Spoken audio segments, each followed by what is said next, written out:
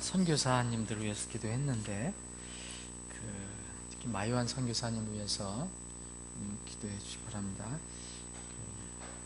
제가 지난주에 말씀 안 드렸나요? 오래간만에 소식이 왔는데 아직도 여권 문제는 잘 이렇게 진행 중이라 잘 해결은 안 됐는데 누가 돕는 사람이 이제 생겨서 근데 기한은 아직 없습니다. 그래서 계속 기도해 주시면 빨리 해결되면 한국에 와서 이제 우리 교회에 와서 이제 영어 사역을 같이 하고 북한 선교도 할 수 있을 것입니다. 지금 여러분들 아시는 것처럼 마지막 문제가 체리티의 입양안에 미국 국적을 얻는 일인데 그게 지금 잘 안 되고 있습니다. 하노이 베트남에서 그런 걸 이렇게 미국 대사관을 통해서 저는 이제 행정적인 잘 모르는데 뭘 하나 하려면 돈을 많이 요구하는가 봐요. 그래서 기부를 많이 하라 그런 얘기도 하고 그래서 어떤 독지가가 자기 선교사님 이름으로 기부를 했대요. 그래서 이런 것들이 잘 되면 이게 잘 될 것 같다고 위해서 기도해 주시기 바랍니다. 그리고 지난주에도 말씀드렸지만 그 두 가정이 요새 나오는 두 가정이 믿음에 대한 어떤 열심이 있습니다. 아직 잘 모르는 구원 못 받은 분도 있지만 화성교회신 그 가족은 아들 가족은 구원이 확실하지 않은데 열심히 있고요. 그 이윤숙 자매님도 어떻게든지 남편을 이렇게 교회로 인도하려고 애를 쓰고 있습니다. 지금 여러분들이 이 두 가정이 굉장히 이게 저기를 가지고 하고 있어요. 지금 열심을 가지고 아니면 굉장히 기대를 많이 하고 좋아하고 그러니까 여러분들 잘 도와주셔서 잘 정착할 수 있으면 좋겠습니다. 계속해서 우리가 공부하는 부분을 요한복음을 한번 살펴보겠습니다. 요한복음 10장 오늘은 시간이 되는 대로 지난번에 우리가 6절까지 살펴봤고요. 7절부터 몇 절 읽고 한번 살펴보겠습니다.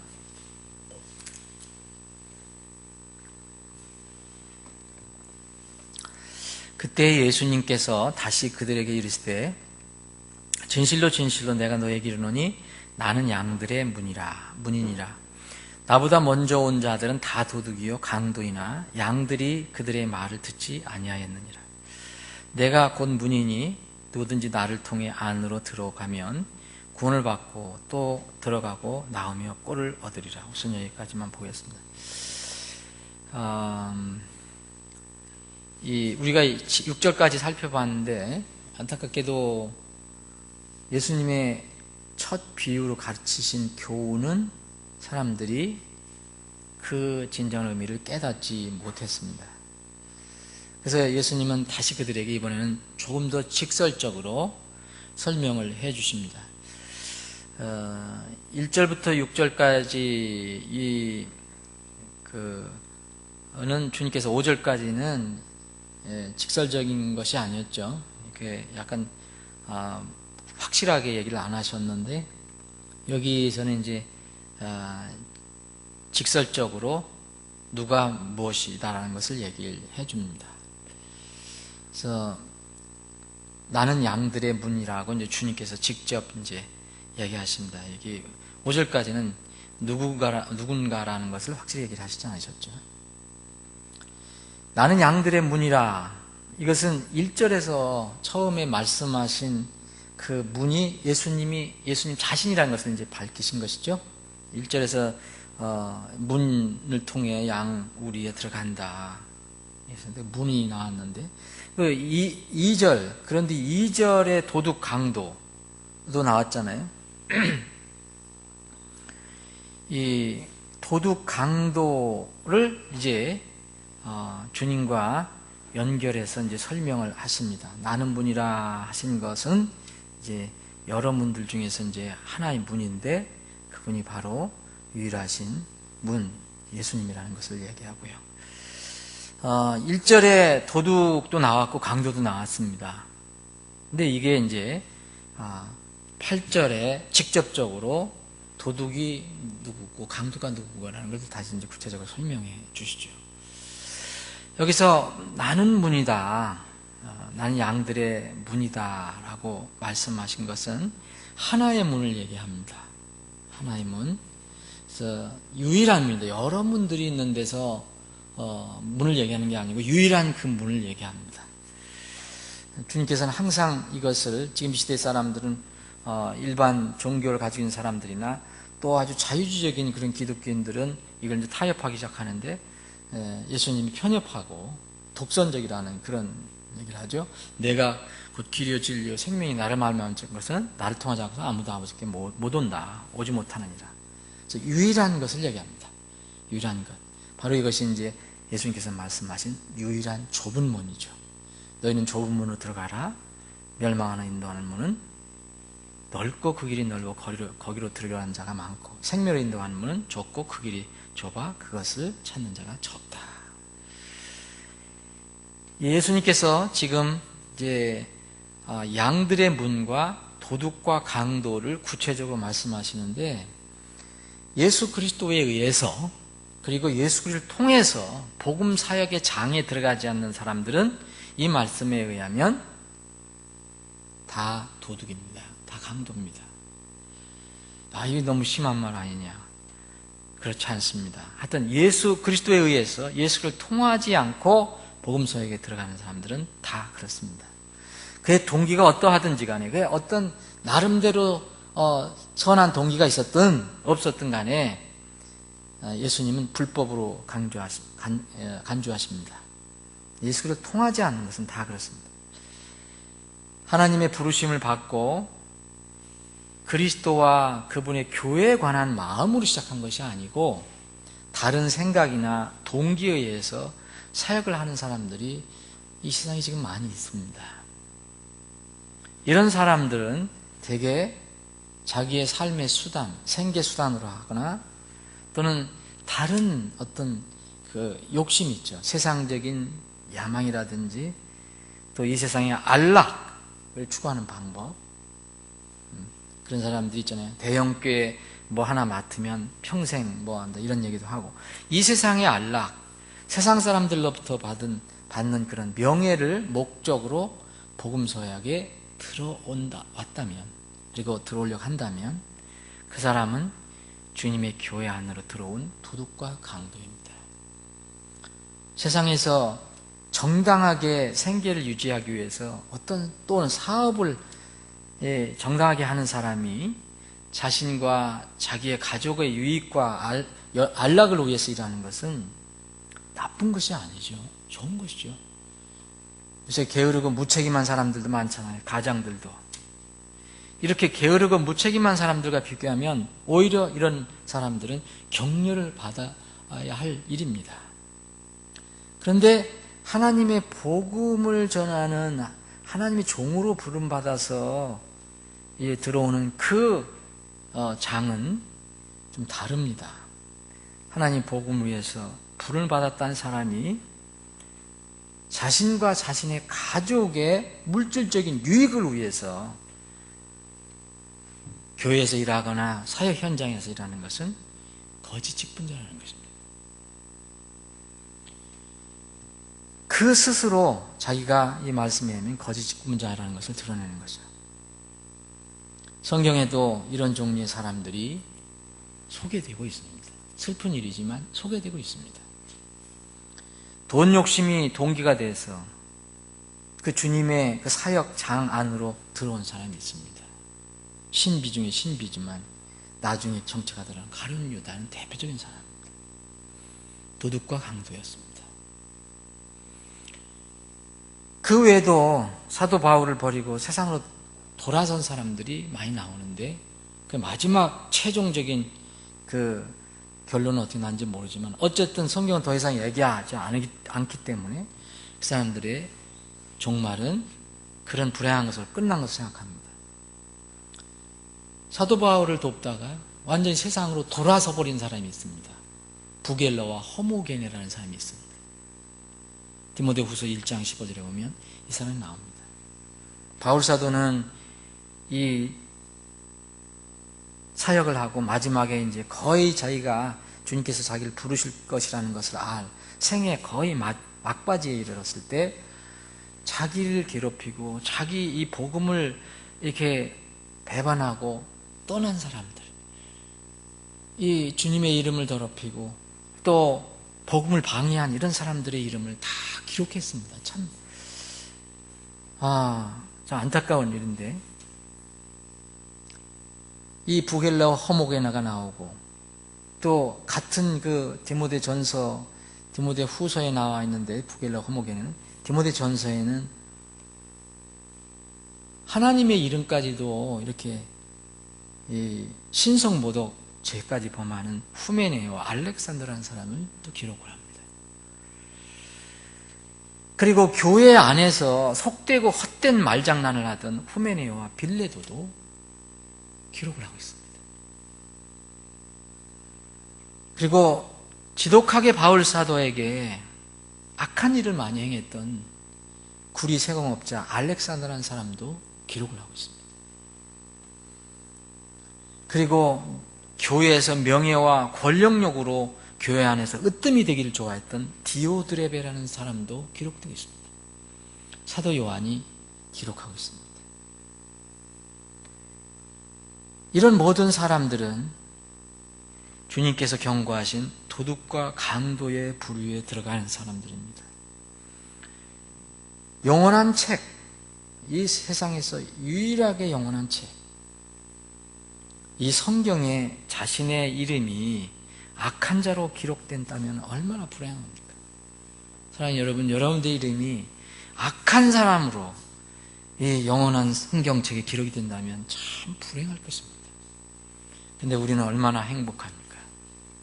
우리는 그 영원한 책에, 하늘의 책에, 생명책에, 우리가 가지고 있는 성경책에 우리 이름은 없어도 하늘에 있는 생명책에 여러분들과 제 이름이 기록되어 있다는 겁니다. 참 얼마나 놀라운 일입니까? 나보다 먼저 온 자들은 다 도둑이요 강도, 여기 8절에 이렇게 되어 있습니다. 문이 하나라면 문이 상징하는 참목자도 한 분입니다. 그분으로부터 임명받은 인간 목회자들은 이 참목자 아닙니다. 여러분, 제가 참목자 아니라서 제가 뭐 거짓말하고 여러분들 속이고 그런다는 나쁜 목자라는 뜻이 아니고, 이 세상에서 참목자는 딱 한 분이라는 겁니다. 우리 같은 사역자가 아무리 최선을 다해도 참목자는 아닙니다. 우리는 단순히 그분 밑에서 일하는 심부름꾼 목자고 대리 목자고 종목자일 뿐입니다. 나보다 먼저 온 자들은 다 도둑이요 강도. 이 말씀은 예수님께서 그리스도로 세상에 성육신 하시기 전에 먼저 온 하나님의 사람들이 많이 있잖아요. 그런 하나님의 사람들이 모두 도둑이고 강도란 뜻이 아닙니다. 예수님께서 나보다 먼저 온 자 다 도둑이 강도예요, 그런 뜻은 아니고요. 예수님을 증언하기 위해 직전에 온 유명한 인물이 있습니다. 침례자 요한 같은 사람도 있었습니다. 침례자 요한은 예수님께서 말씀하십니다. 여자가 낳은 인물 중에서 사람 중에 가장 으뜸이다. 이 침례자 요한도 여전히 참목자는 아닙니다. 침례자 요한 전에도 또 많은 하나님의 대언자들이 있었습니다. 그런데 이 유명하고 참 훌륭한 이런 하나님의 사람들도 예수님께서 구원자로 세상에 오시기 전에 이 먼저 온 사람들 중에서 아무도 세상의 구원자, 곧 유일한 분이 되는 사람은 없다는 것입니다. 침례자 요한의 가장 훌륭한 점은 뭡니까? 자신이 결코 그리스도가 아니라고 그랬습니다. 엄청난 기가 있습니다. 순간적으로. 그래서 많은 사람들이 그리스도로 착각할 수도 있었습니다. 그런데 이 침례자 요한은 나는 결코 그리스도가 아니다라고 얘기합니다. 마태복음 3장을 보면. 그리고 그는 더 덧붙입니다. 나는 반드시 쇠해야 된다. 대신 그리스도께서 반드시 흥하여야 된다. 그분은 반드시 흥하여야 하되 나는 반드시 쇠해야 한다 라고 얘기합니다. 만약 이제 어떤 사람이든지 예수님께서 오시기 전에 그 온 사람 중에서 내가 구원자다, 내가 유일한 문이다, 내가 참 목자라고 그렇게 주장하는 사람이 있다면 다 도둑과 강도라는 겁니다. 사기꾼이죠. 이 말씀은 나보다 먼저 온 자들은 다 도둑이 강도다. 이 말씀은 승천 후에도 그대로 적용됩니다. 예수님 승천 후에도. 예수님 후에 자신이 구원자라고 하는 사람들 모두 강도 사기꾼들입니다. 특히 우리나라에 많습니다. 신기하지 않습니까? 이상한 사람들은 어디 세상에 많지만 우리나라에 참 많습니다. 통일교 교주였던 문선명 씨도 자기가 때로는 그리스도라고 얘기했습니다. 그렇게까지는 얘기 안 해도 예수는 실패했고, 예수는 실패했기 때문에 내가 완성된 그리스도다. 신천지교회 이만 씨도 자기가 성령, 보혜 성령으로 주장합니다. 소위 어머니 교회, 요새 조금 뜨는 그 어머니 교회, 여기에는 교주가 죽었죠. 안상호 씨 죽었습니다. 묻혔습니다. 근데 그 사람들이 이제 믿는 것은 안상호 씨가 부활해서 재림한다고 믿잖아요. 현 교주, 김길자인가 이길자 그 여인도 거의 그런 수준으로 지금 이렇게 믿고 있습니다. 사람들이. 이런 많은 사람들은 이 사이비 이단들의 교주들이 예수님을 낮춰버리고 자신들이 그 자리에 앉았습니다. 모두 영적인 도둑이요 강도들입니다. 사기꾼들입니다. 이 시대에 자칭 그리스도가 왜 이렇게 많습니까? 왜 이 구원자가 이렇게 많습니까? 한국에서만도 자칭 구원자 그리스도라는 사람이 아주 사이비 이단 적은 무리 다 포함해서 수십 명이 된다고 하지 않습니까? 사람은 아무리 주장해도 사람의 영혼을 건져내는 참목자가 될 수 없습니다. 구원자가 될 수 없습니다. 자신이 구원자라고 하는 사람은 아무리 훌륭한 능력이 있어도 죽은 사람에게 새 생명을 줄 수 있는 능력이 없습니다. 사람 중에 그런 사람이 있습니까? 여러분, 문선명 씨가 죽지 않는다고 얘기했는데 죽었습니다. 자칭 그리스도라는데 죽었어요. 그래서 자신의 목숨도 보존하지 못했습니다. 지금 육체가 죽어서 묻히지 않았습니까? 그가 생전에 실제 무덤에서 묻힌 사람을 한번 예수님처럼 살려낸 적이 있습니까? 나사로처럼 이 무덤에서 썩은 사람을 불러내서 살려낸 적이 있습니까? 정말 구원자라면 그렇게 해야 합니다. 또 그가 죽은 뒤 자신이 3일 만에 부활했다는 소식이 있습니까? 사람들이 본체로 그대로 예수님이 이제 부활하신 그 것을 본 그대로 예수님 다시 오신다고 그랬는데 그 문선명 씨가 그렇게 다시 오겠다는 얘기 했습니까? 그 사람도 여전히 불쌍한 피조물이었고 예수 그리스도의 은혜가 필요했던 사람입니다. 구원을 받아야 할 그런 불쌍한 피조물이었는데 자신이 구원자라고 했으니까 이거 얼마나 어이없는 일입니까? 안타까운 것은 지금도 여전히 죽었는데도 자신들의 교주를 신으로 믿고 있는 사람들이 있다는 게 참 이거 어떤 일입니까? 제가 며칠 전에 여기 앞에서 제가 자동차 검사를 받았습니다. 1년에 한 번씩 받는 거. 근데 바로 그 앞이, 그 뒤가 문선명 그 통일교 회관입니다. 여러분들 아시는 빌딩이 여기 있습니다. 뭐 거기에 여자들이 뭐 이렇게 뭘 이렇게 전도하는 식으로 뭘 해서 책도 갖다 놓고 해서 뭔가 하더니 문선명이 전기를 팔고 있습니다. 거기에 그 검사하는데 그 아저씨들이 그 뭘 하세요? 저 사람이 뭐 하나요? 뭐 저기 뭐 한다면서 이렇게 좀 약간 비웃는 거 가면서도 뭔가 좀 이게 좀 그 뭔가 뭐 존경하는 것도 같고 비웃는 것도 같고 하여튼 그런 참 안타까웠습니다. 그 사람들은 아마 모르겠어요. 통일교도들은 아마 그 문선명 씨가 언젠가 살아날지도 모른다고 믿을지도 모르죠. 참 안타까운 일입니다. 다 나보다 먼저 온 자들은 다 도둑이요 강도입니다. 양들은, 하나님의 참 양들은 절대 그 말 듣지 않습니다. 여러분, 양들이 아니니까 듣는 겁니다. 어떤 사람이 구원을 받았다고 하면서 어떤 구원받은 교회에 있던 사람이 어디 이상한 데 가 있는 것은 절대 그 전에 구원받았다는 것이 아닙니다. 그건 열매로 드러나는 것입니다. 절대 듣지 않습니다. 하나님의 양들은 그건 자기의 목자 아닌 사람들, 양을 그 목소리를 듣지 못합니다. 따라가지도 않습니다. 그 사람이 아무리 선해도 그렇습니다. 여기 9절에는 내가 곧 문이니 누구든지 나를 통해 안으로 들어가면 구원을 받고 또 들어가고 나오며 꼴을 얻으리라.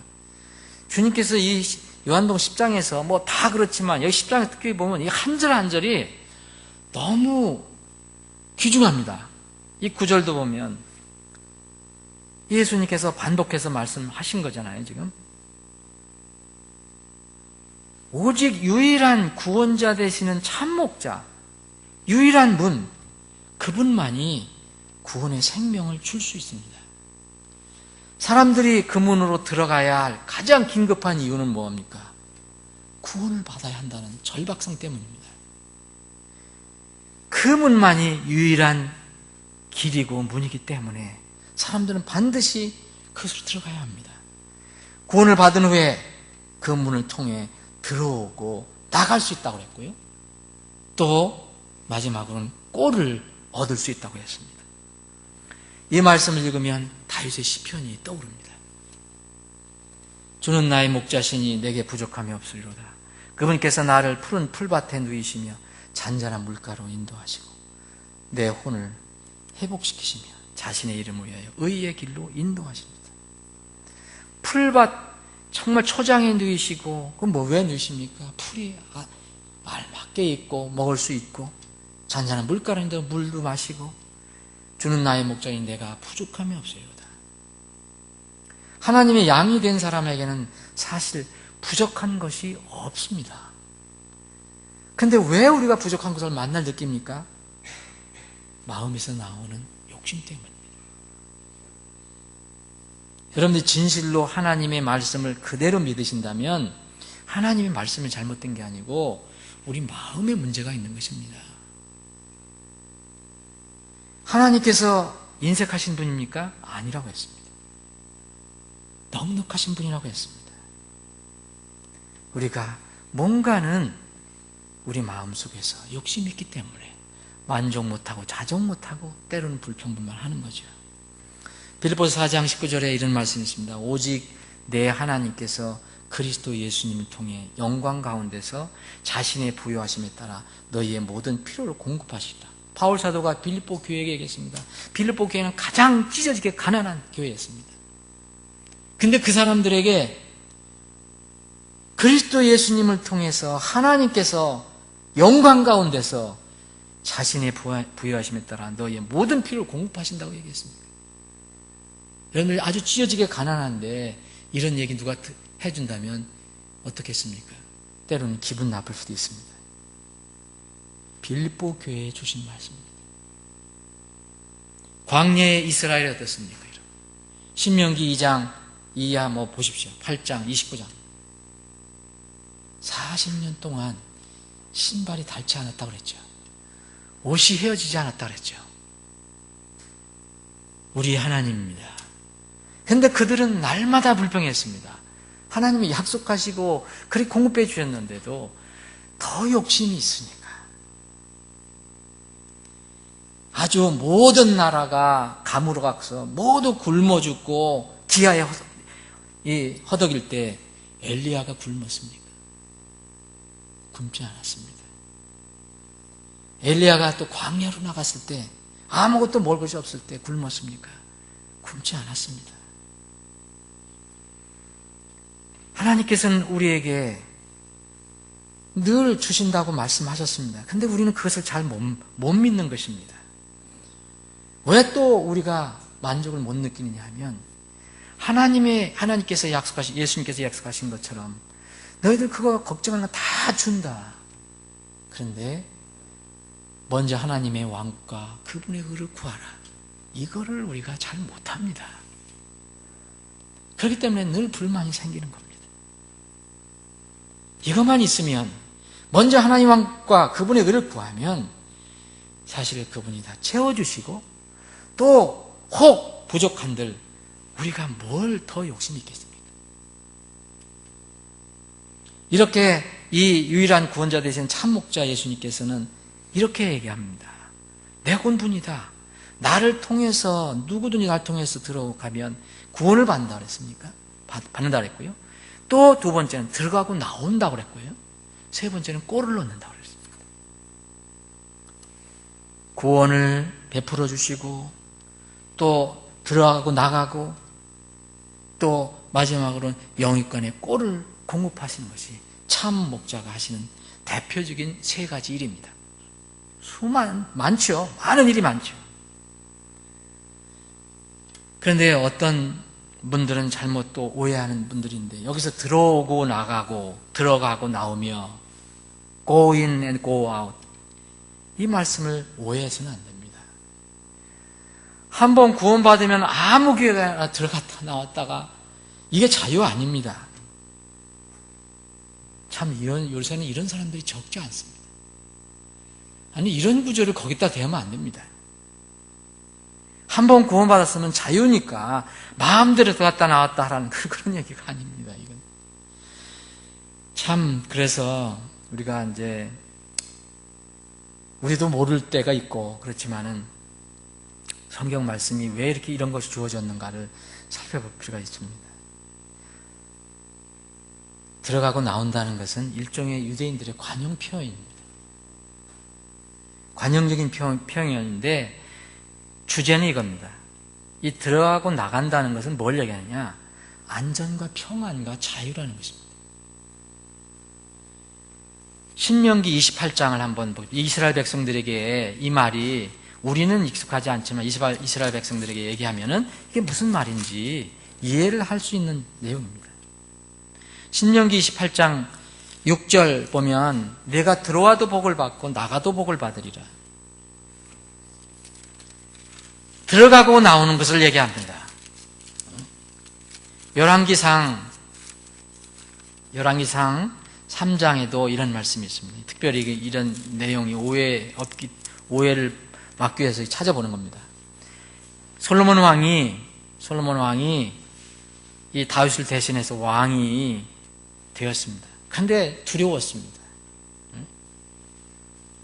자기가 능력 부족하다는 것을 이제 고백합니다. 열왕기상 3장 7절에 보면 이제 오 주 내 하나님이여 주께서 주의 종으로 하여금 내 아버지 다윗을 대신하여 왕이 되게 하셨사오나 나는 작으나요 나가거나 들어올 줄을 알지 못하며 이 능력을 얘기하지만 나가고 들어온다는 것은 안전하고 평안하고 자유롭다 이런 의미가 여기 들어가 있습니다. 시편 121편도 비슷한 그런 내용이 있습니다.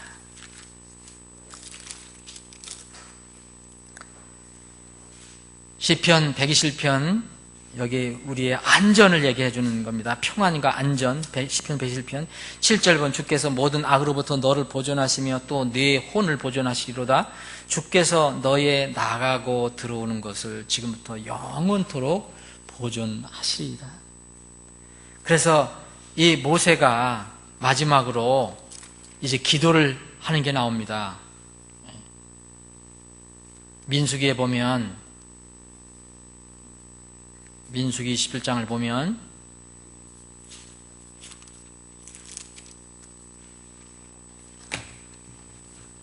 27장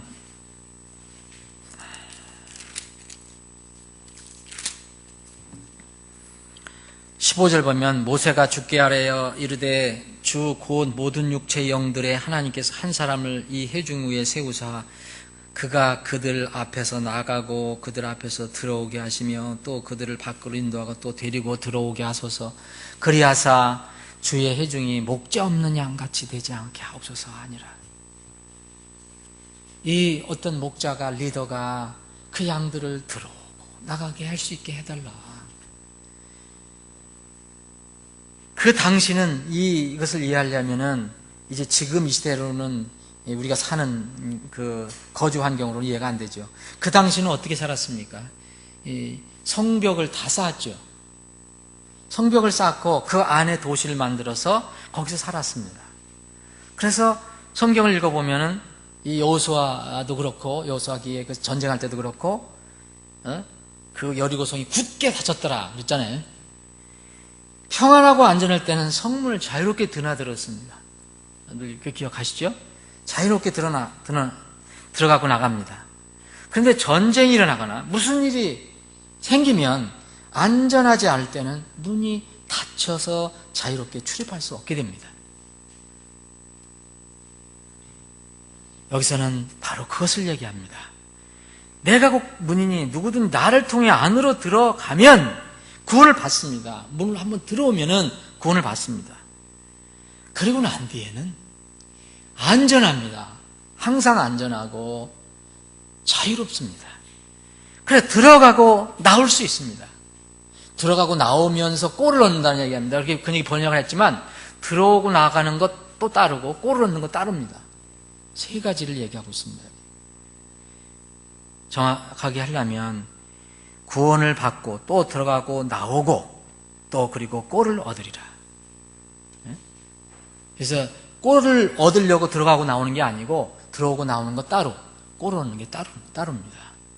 이 세 가지가 바로 주님께서 약속하신 것입니다. 일단 성문이 잠기면 자유롭게 출입할 수 없습니다. 그런데 일단 구원을 받으면 우리 영혼은 안전하고 자유롭습니다. 그걸 자유롭게 나가고 들어온다고 얘기합니다. 그 어떤 사람이 얘기하죠. 교회를 왔다 갔다 하는 걸 얘기하는 게 아닙니다.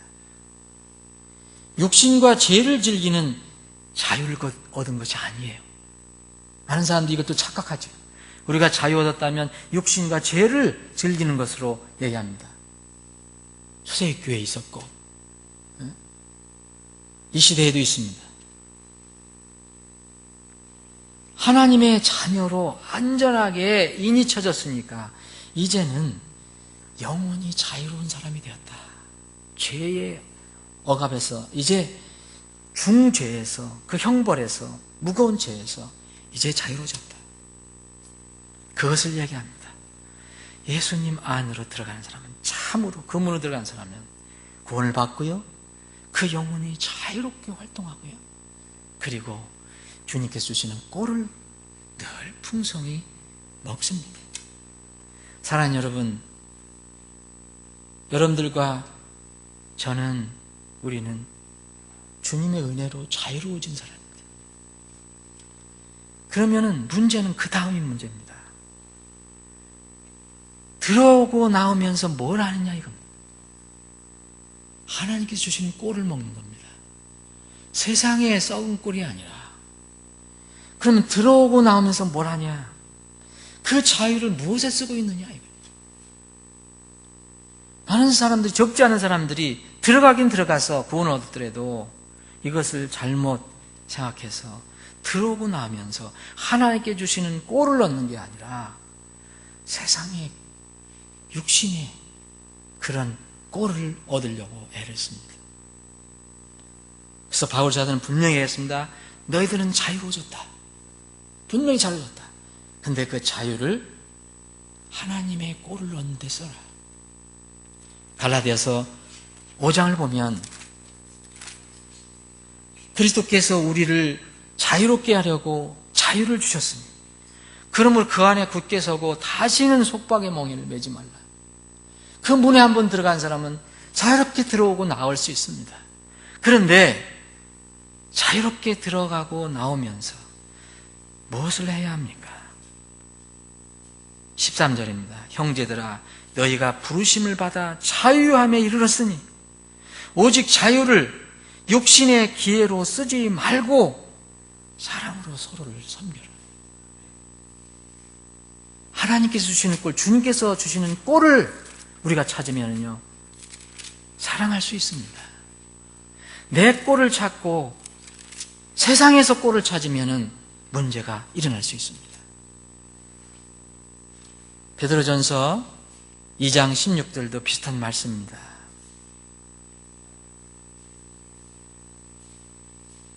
베드로전서 2장 15절 그리함이 하나님의 뜻이니 이것은 너희가 잘 행함으로 어리석은 자들의 무식한 말을 잠잠하게 하려 함이라. 너희가 자유로우나 너희의 자유를 정말 성경에서는 절대 부인하지 않습니다. 우리는 자유로워진 사람입니다. 너희가 자유로우나 너희의 자유를 악을 덮는 도구로 쓰지 말고 오직 하나님의 종들로서 행하라. 그러면 이 말을 하면 너희가 자유로워졌다. 그러니까 너희 자유로운 것을 가지고 악을 덮는 게 아니고 악을 드러내고 악을 물리치고 악을 멀리하는 그런 도구로 써라 이겁니다.